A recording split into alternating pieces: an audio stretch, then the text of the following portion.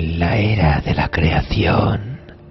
los Valar, seres espirituales de gran poder,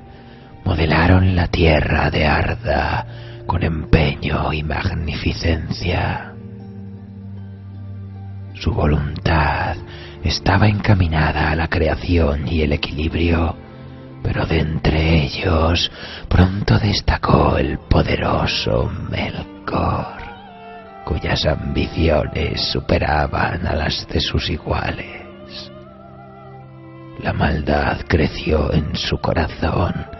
y nació en él el deseo de controlar todo lo que había bajo el cielo y sobre la tierra, en las profundidades del océano y en los abismos subterráneos. Para ejercer su influencia, Melkor corrompió lo creado por los demás Valar, hasta el punto de ser expulsado del reino de Valinor. Por sus actos recibiría varios nombres a lo largo de los años: Morgoth, Vauglir, Belegurth, el primer señor oscuro. Sus artes y engaños continuaron hasta más allá de la llegada de los hijos de Ilúvatar. De entre ellos, los mayores serían conocidos como los elfos y los menores como los hombres.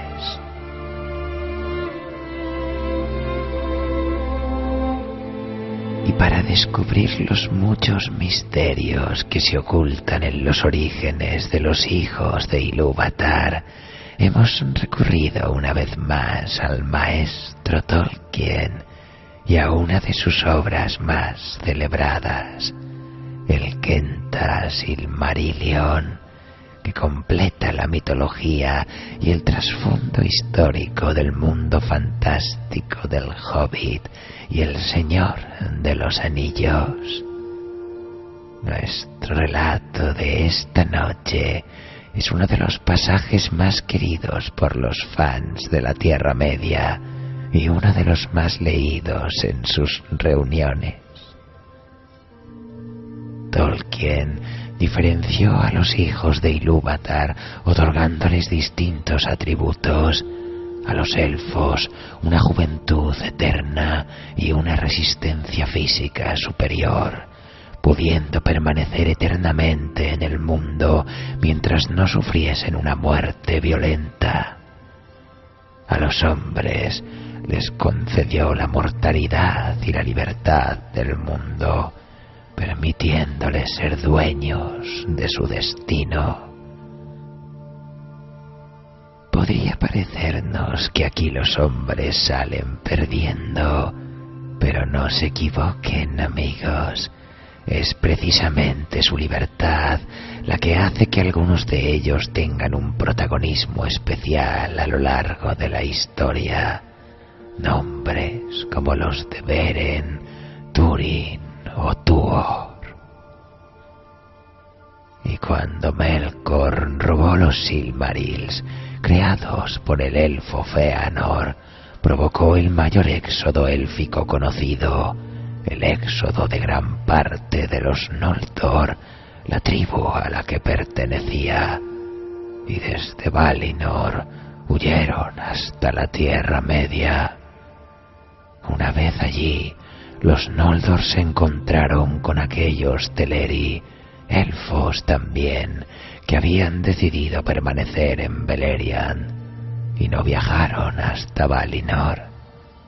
Aparecen en este momento los grandes reinos de los elfos que crecieron y medraron hasta la llegada de los humanos y mucho tiempo después, conteniendo a Melkor la mayor parte del tiempo en su fortaleza de Angband. Pero la paz y la prosperidad de los elfos no podía durar eternamente. En una gran alianza sin precedentes, elfos, humanos y enanos atacaron la fortaleza de Melkor, pero la batalla tuvo un giro inesperado cuando un grupo de humanos orientales traicionó a la alianza, y así Melkor se alzó victorioso destruyendo al ejército aliado. Esta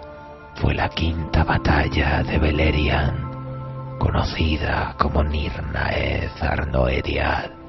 o la batalla de las lágrimas innumerables.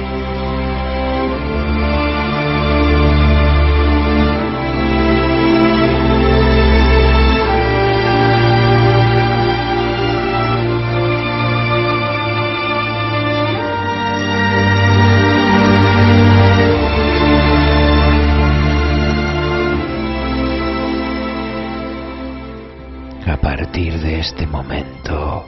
es Melkor quien domina el panorama de la Tierra Media, con la resistencia de los últimos grandes reinos élficos, Doriath, Nargothrond y Gondolin. Prepárense pues, amigos,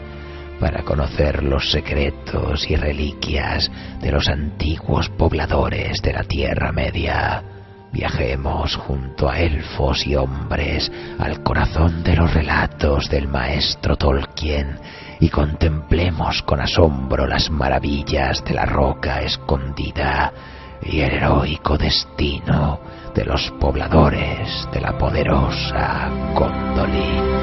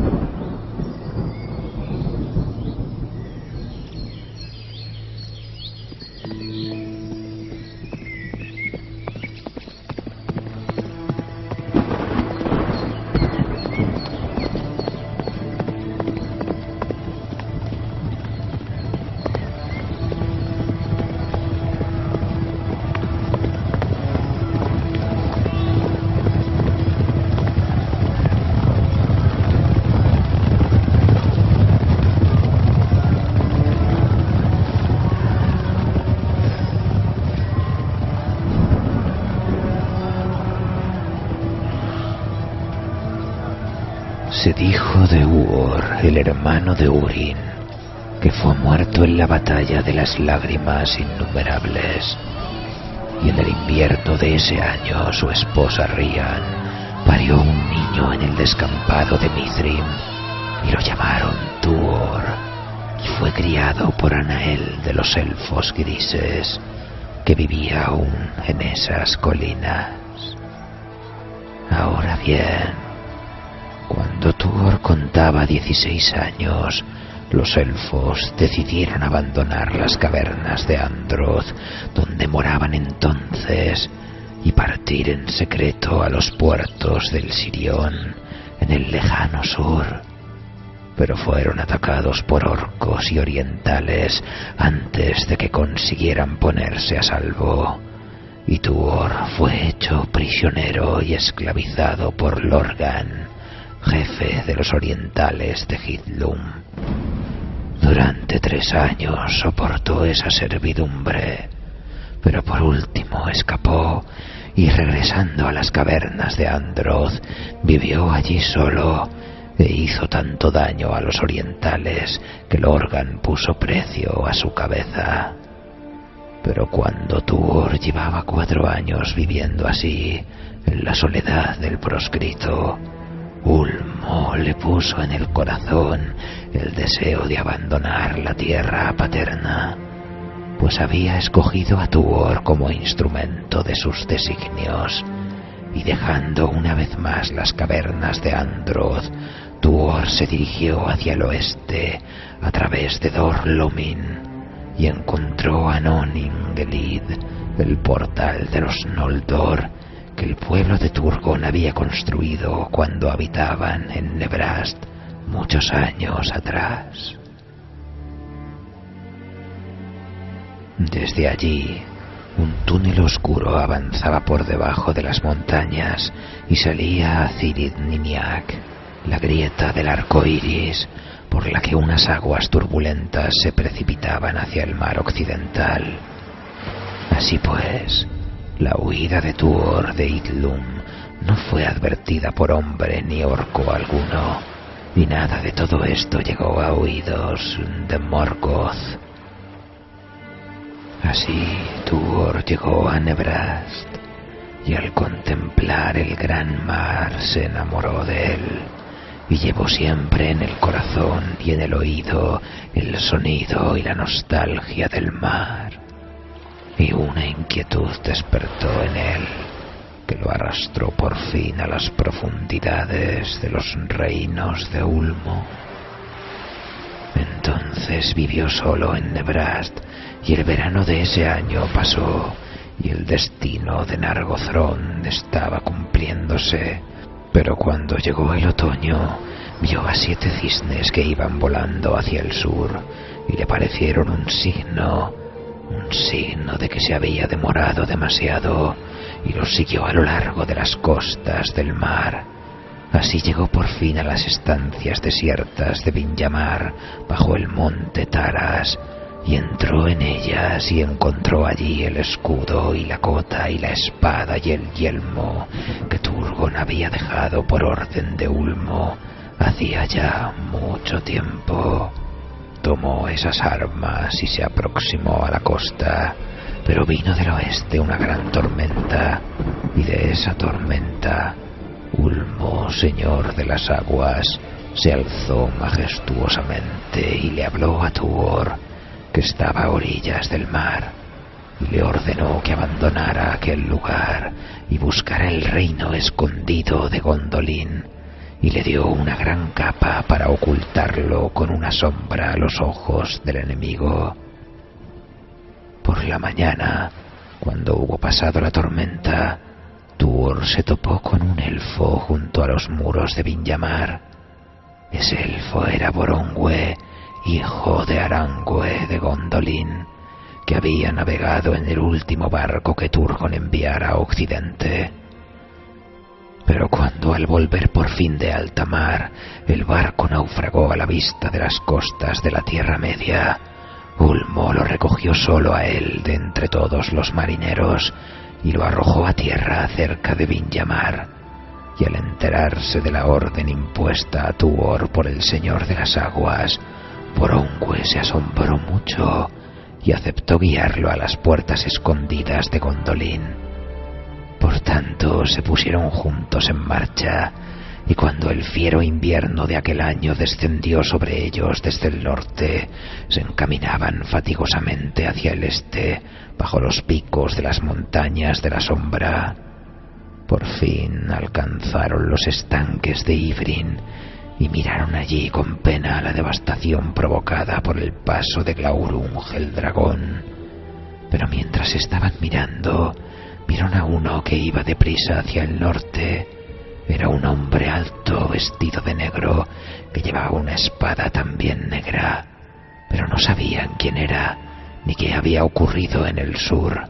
y decidieron no decir una palabra al respecto.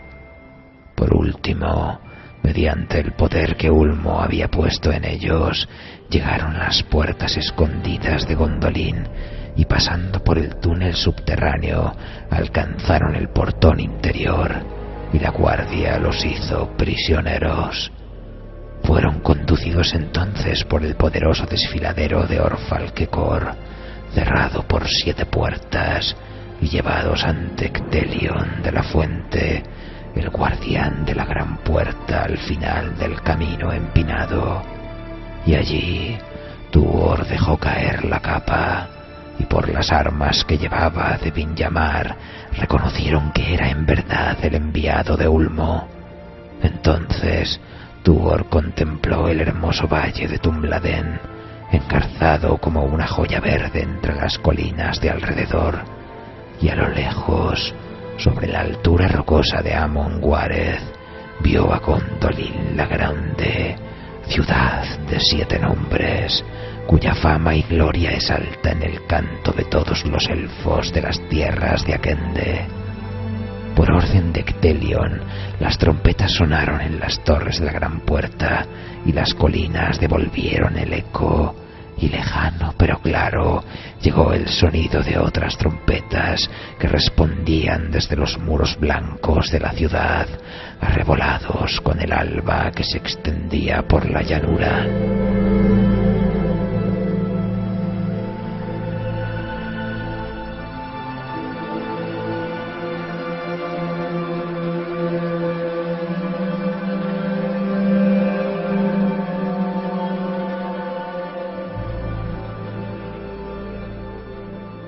Así fue como el hijo de Uor cabalgó a través de Tumladen y llegó a la puerta de Gondolin. Y después de ascender las amplias escalinatas de la ciudad, fue por fin conducido a la torre del rey y contempló las imágenes de los árboles de Valinor. Entonces Tuor se encontró de pie ante Turgon, hijo de Fingolfin, rey supremo de los Noldor, y a la derecha del rey estaba de pie Maeglin, hijo de su hermana, y a la izquierda tenía sentada a su hija Idril Celebrindal,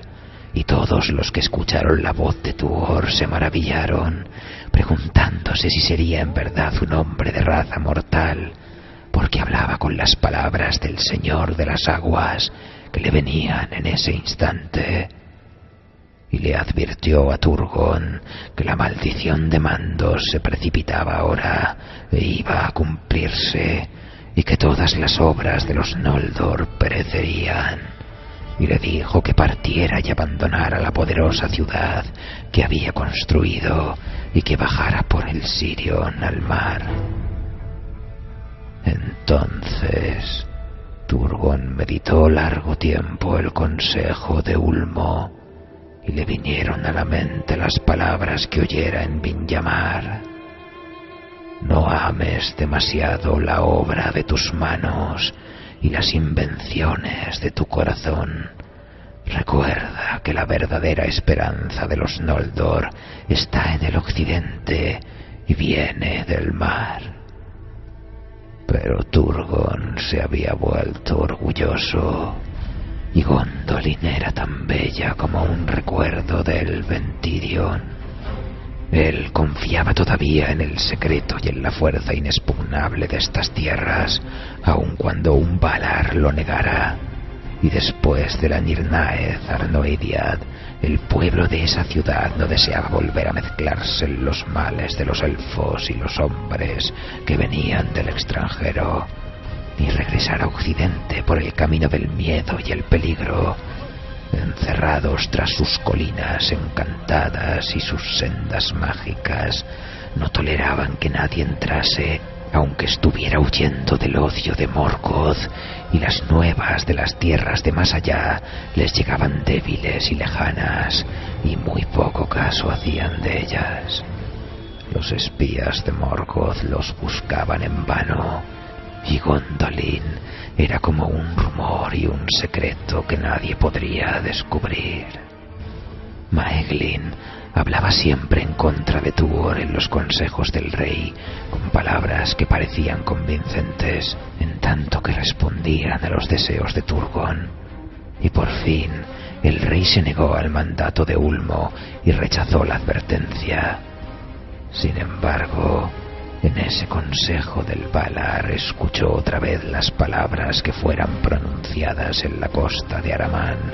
mucho tiempo atrás, antes de que los Noldor partieran, y el miedo a la traición despertó en el corazón de Turgon.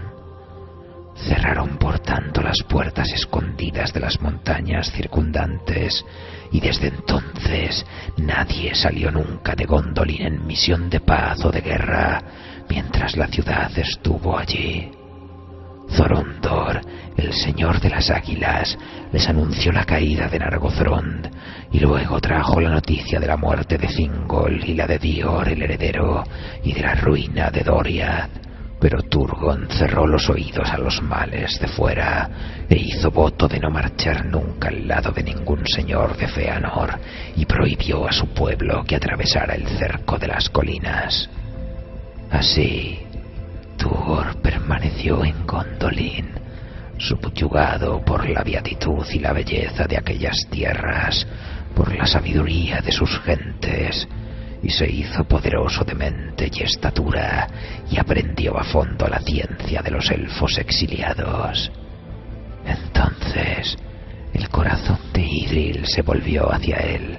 y el de Tuor hacia el de ella, y el odio secreto de Maeglin fue cada vez mayor, porque deseaba poseer a Idril sobre todas las cosas en aquel mundo. Ella era la heredera única del rey de Gondolin. Pero tan alto estaba Tuor en la estima del rey, después de haber vivido allí 7 años, que Turgon no le rehusó ni siquiera la mano de su hija, porque aunque no quería hacer caso del mandato de Ulmo, entendía que el destino de los Noldor estaba atado a aquel a quien Ulmo había enviado, y no olvidó las palabras que Uor le había dicho antes de que el ejército de Gondolin abandonara la batalla de las lágrimas innumerables. En aquel tiempo se celebró una gran fiesta, porque Tuor se había ganado todos los corazones, excepto los de Maeglin y sus secuaces secretos, y así ocurrió la segunda unión entre elfos y hombres. En la primavera del año siguiente nació en Gondolin Earendil medio elfo, el hijo de Tuor e Idril Celebrindal, y habían transcurrido 503 años desde la llegada de los Noldor a la Tierra Media. De sobrecogedora belleza era Earendil, pues llevaba en la cara una luz que parecía la luz del cielo, y tenía la belleza y la sabiduría de los Eldar, y la fuerza y la audacia de los hombres de antaño, y el mar le hablaba siempre al oído y al corazón, como lo había hecho con su padre Tuor.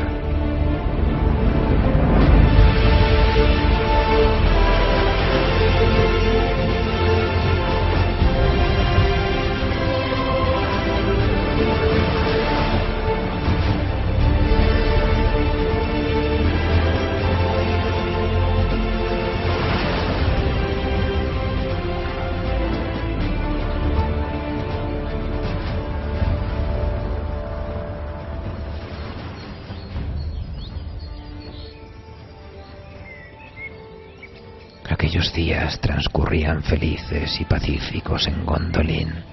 y nadie sabía que la región en donde estaba el reino escondido había sido revelada al fin a Morgoth por los gritos de Húrin, cuando en las tierras de más allá de las montañas circundantes no pudieron encontrar la entrada, habían llamado desesperado a Turgon.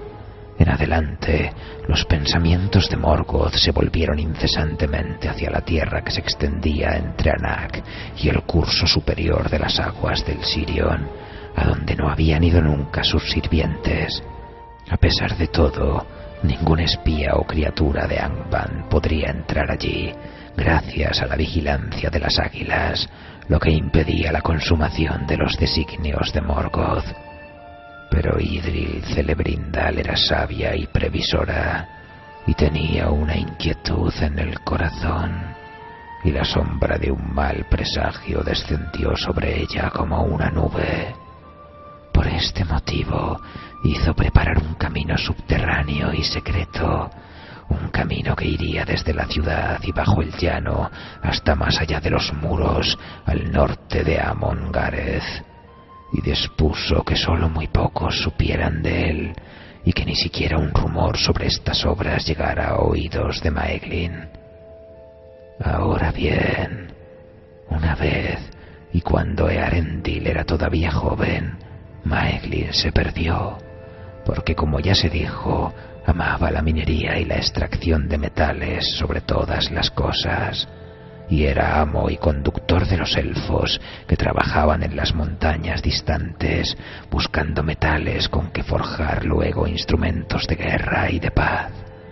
Pero Maeglin a menudo iba con algunos de los suyos más allá del cerco de las colinas, y el rey no sabía de esta desobediencia. Y así ocurrió, como lo quiso el destino, que Maeglin cayera en manos de los orcos y fuera llevado a Angband. Maeglin no era ni débil ni cobarde, pero el tormento con que fue amenazado le amilanó el espíritu y compró su vida y su libertad,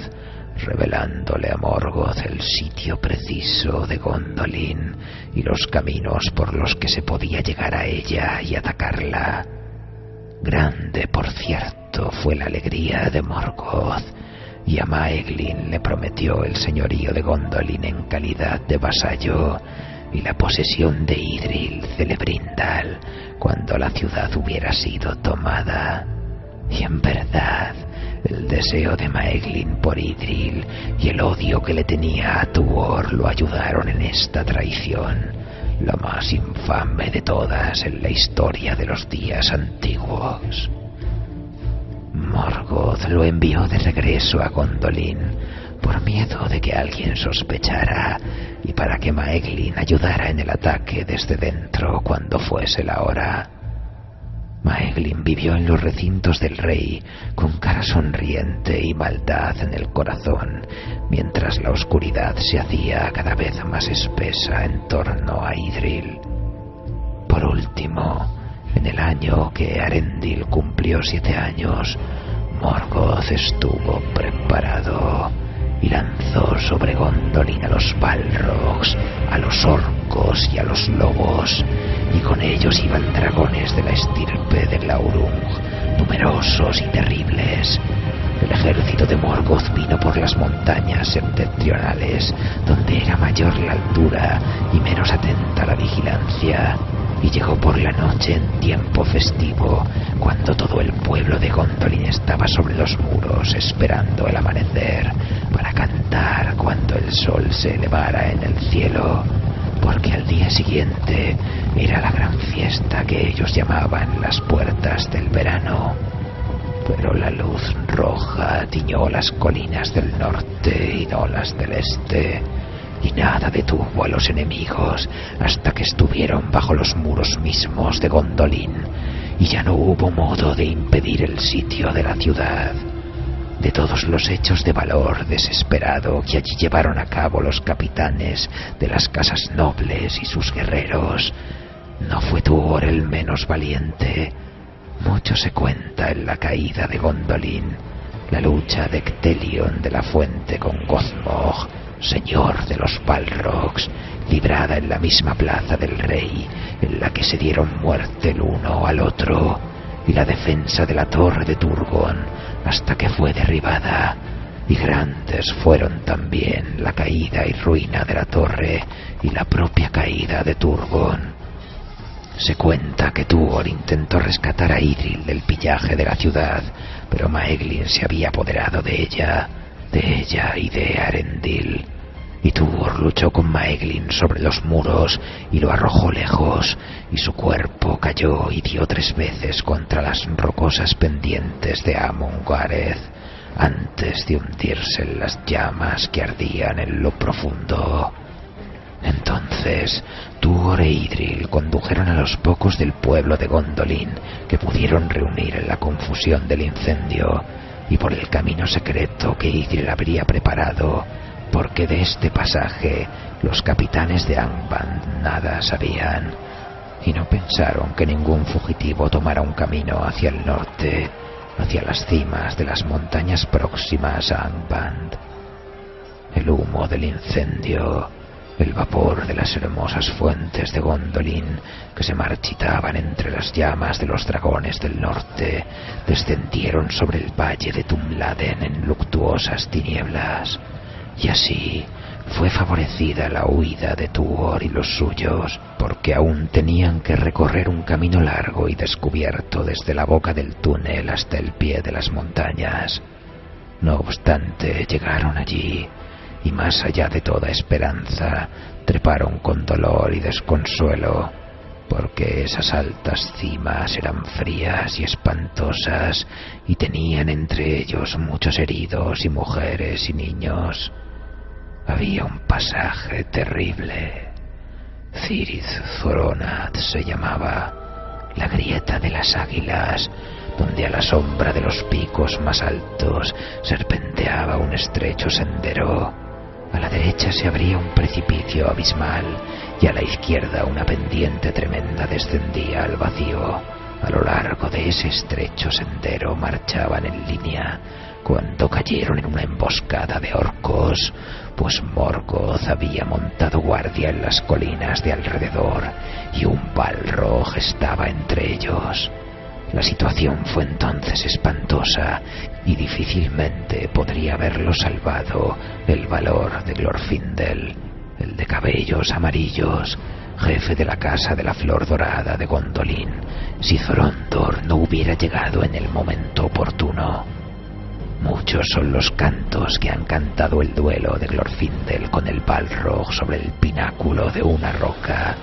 y ambos cayeron perdiéndose en el abismo, pero las águilas se lanzaron sobre los orcos, que retrocedieron chillando, y todos fueron muertos o arrojados a las profundidades, de modo que Morgoth nada supo de la huida desde Gondolin hasta mucho después. Entonces Thorondor rescató el cuerpo de Glorfindel del abismo y lo sepultaron bajo un montículo de piedras junto al pasaje. Allí crecieron hierbas verdes y de la esterilidad de la piedra nacieron flores amarillas hasta que el mundo cambió. Así, conducidos por Tuor, hijo de Uor, el resto de los habitantes de Gondolin pasó por encima de las montañas y descendió al valle del Sirión, y huyendo hacia el sur por fatigosas y peligrosas sendas, arribó por fin a Nan-Zathren, la tierra de los sauces, porque el poder de Ulmo estaba aún en el gran río y sus alrededores. Allí descansaron un tiempo y se curaron de las heridas y el cansancio. Pero el dolor no pudieron curarlo, y celebraron la memoria de Gondolin y de los elfos que habían perecido allí, de las doncellas y las esposas y los guerreros del rey. Y por el amado Glorfindel, muchos fueron los cantos que se oyeron bajo los sauces de Nan-Zathren en la declinación de aquel año. Allí compuso Tuor una canción para su hijo Earendil, en la que contaba la llegada de Ulmo, el señor de las aguas, a las costas de Nebrast en tiempos pasados. Y la nostalgia por el mar despertó en el corazón de Tuor y también en el de su hijo. Por tanto, Idril y Tuor partieron de Nan-Zathren y se dirigieron hacia el sur, río abajo, al encuentro del mar. Y vivieron allí junto a las desembocaduras del Sirion y se unieron a las gentes de Elwing, hija de Dior, que habían huido allí solo un tiempo antes. Y cuando llegó a Valar la noticia de la caída de Gondolin y la muerte de Turgon, Ereinion Gil-galad, hijo de Fingon, fue designado rey supremo de los Noldor en la Tierra Media. Pero Morgoth pensó que este triunfo era irreversible, y poco se cuidó de los hijos de Fëanor y de su juramento, que a él nunca lo había dañado y le había sido siempre de gran ayuda. Y rió en la negrura de su mente, sin lamentar haber perdido uno de los Silmarils, pues le parecía que por él los últimos jirones del pueblo de los Eldar se desvanecerían de la Tierra Media y ya jamás serían perpetuados. Si estaba enterado de los moradores a orillas del Sirion, no dio la menor señal, esperando su oportunidad, aguardando la obra del aborrecimiento secreto y la mentira. Pero junto al Sirion y el mar creció un nuevo pueblo de elfos, espigas de Doriath y Gondolin. Y desde Valar llegaron los marineros de Círdan, y se sumaron a ellos y se dedicaron a la navegación y a la fabricación de barcos, habitando siempre cerca de las costas de Arpernien, bajo la sombra de la mano de Ulmo. Y se dice que por ese tiempo Ulmo fue a Valinor desde las aguas profundas y les habló allí a los Valar del apuro de los elfos y les pidió que los perdonaran y los rescataran del abrumador poder de Morgoth y que recobraran los Silmarils, pues solo en ellos florecía ahora la luz de los días de bienaventuranza, cuando los dos árboles brillaban todavía en Valinor. Pero Manwë no se dejó conmover, y de los designios de su corazón han dicho los sabios que la hora no ha llegado todavía, y que sólo si alguien se pronunciara a favor de la causa de los elfos y también de la de los hombres, y pidiera perdón por sus malandanzas y piedad por sus infortunios, podría alterarse el designio de los poderes, y quizá ni siquiera Manwë alcanzaría a desatar el juramento de Fëanor antes de que se cumpliera, y los hijos de Fëanor renunciaran a los Silmarils que pretendían con encono, porque la luz que brillaba en los Silmarils era obra de los mismos Valar. En esos días, Tuor sintió que la vejez lo invadía y que el deseo de la alta mar crecía con fuerza en su corazón. Por tanto, construyó un gran navío y lo llamó Earramne, que significa ala del mar, y junto con Idril Celebrindal navegó hacia el poniente y no apareció nunca más en historias o canciones. Pero en días posteriores se cantó que sólo Tuor, entre los hombres mortales, llegó a ser miembro de la raza mayor y se unió con los Noldor, a quienes amaba, y su destino quedó separado del destino de los hombres para siempre.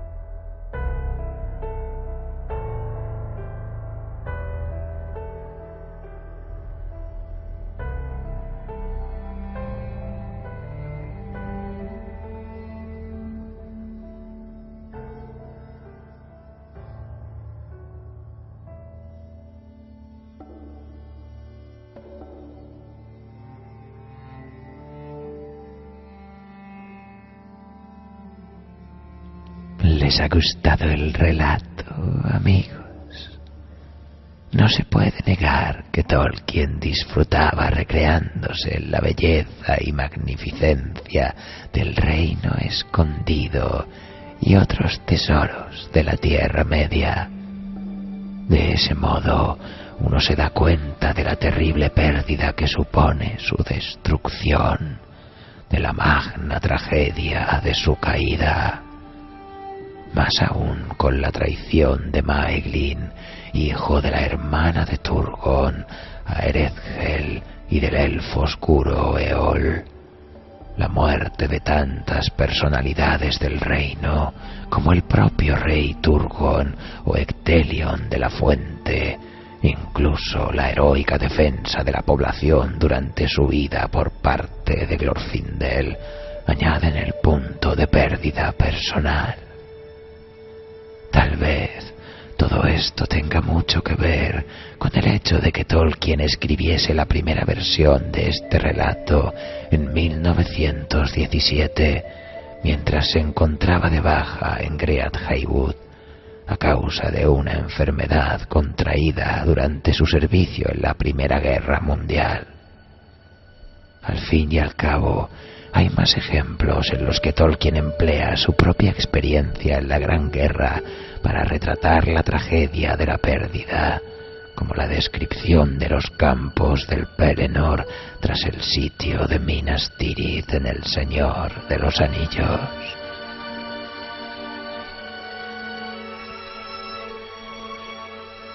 No es este el primer capítulo del Silmarillion en el que Tolkien refleja que elfos y humanos interaccionan también a nivel sentimental,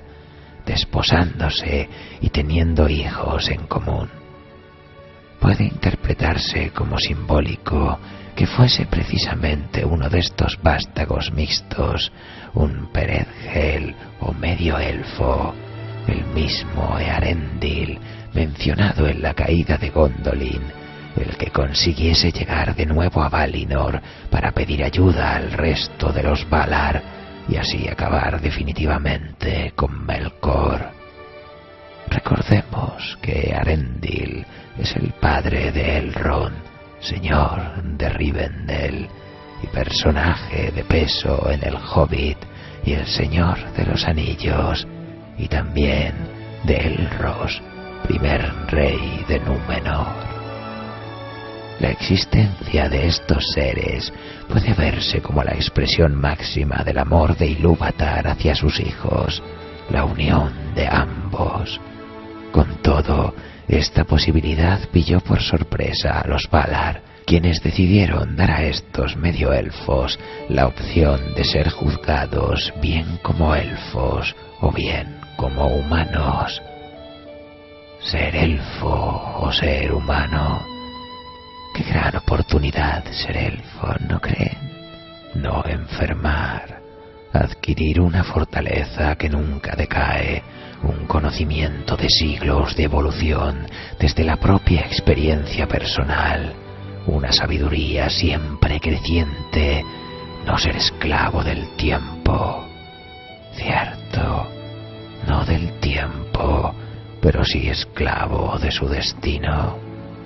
El Valamandos se lo dijo a los Noldor que abandonaron Valinor: derramaréis lágrimas innumerables. Y no pudieron huir de aquella sentencia. Ser eterno, ser poderoso y sabio y hábil por siempre, pero por siempre atado al mundo, por siempre atados a nuestro destino.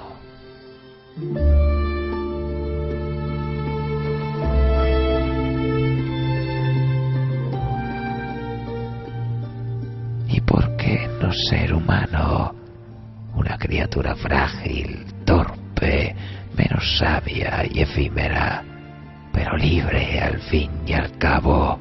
libre para ser dueños de nuestro destino, saber que nuestro tiempo es limitado, tomar decisiones sin ser las marionetas del titiritero perverso del destino, notar a cada paso el brillo del acero de Damocles sobre nuestras cabezas, sacarle el máximo partido a cada segundo de nuestra existencia, ser Beren y robar un Silmaril, ser Tuor y crear una estirpe de salvadores del mundo, enamorarse de una princesa élfica, ser Aragorn y recuperar el trono de nuestros antepasados, enfrentándonos a incontables peligros, ser nosotros mismos, elegir a pesar de todos los miedos, forjar nuestro propio camino, a sabiendas de los infinitos posibles. El libre albedrío fue sin duda uno de los temas que Tolkien quiso representar en su juego de fantasías y ficciones de la Tierra Media, donde los elfos fueron la raza dominante durante largas edades, pero donde los humanos actuaban como catalizador para los grandes cambios, desde su nacimiento hasta el declinar y la migración final a los puertos grises. En el comienzo de la Cuarta Edad, la edad de los hombres, los efímeros, torpes y enfermizos hombres que finalmente perduraron más allá que cualquiera de sus hermanos mayores. Y si nos dieran a elegir, amigos, si nos dieran a elegir, ¿no volveríamos acaso a escoger ser dueños de nuestro destino? Aunque sepamos que sufriremos y moriremos precozmente, por lo menos tendremos la capacidad de exprimirle todo el jugo a la vida, pues no hay destino que nos ate.